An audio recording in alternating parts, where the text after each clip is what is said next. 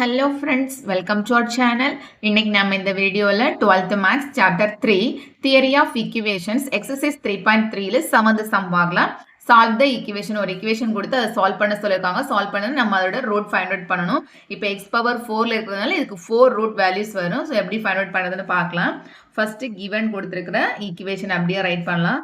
X power 4 minus 14x square plus 45 equal to 0.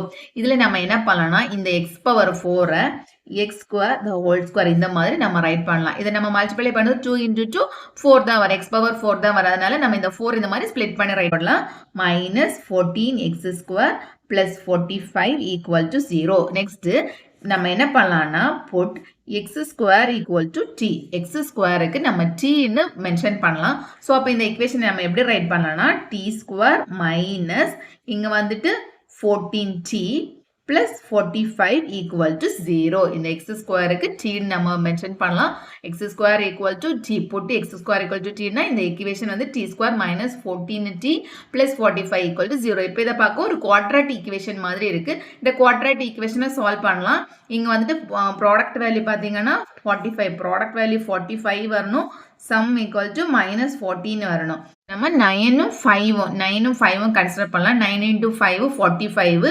நம்ம 9யும் 5ஐயும் add பண்ணும்போது 9ம் 5ம் நம்ம ரெண்டையும் இங்க பாருங்க இங்க minus 14 இருக்கு. ஸோ அப்போ நம்ம ரெண்டுக்கும் மைனஸ் சைன் போடணும். ரெண்டையும் நம்ம ஆட் பண்ணும்போது minus 9ம் minus 5ம் minus 14 நம்ம மல்டிப்ளை பண்ணும்போது minus into minus plus ஆயிடும். 9 into 5 45. ஸோ அப்போ இதுல நம்ம எப்படி ரைட் பண்ணலாம்னா t minus 9 equal to 0. இன்னொன்னு t minus 5 equal to 0. So t equal to 9. இதுலேருந்து t equal to 5.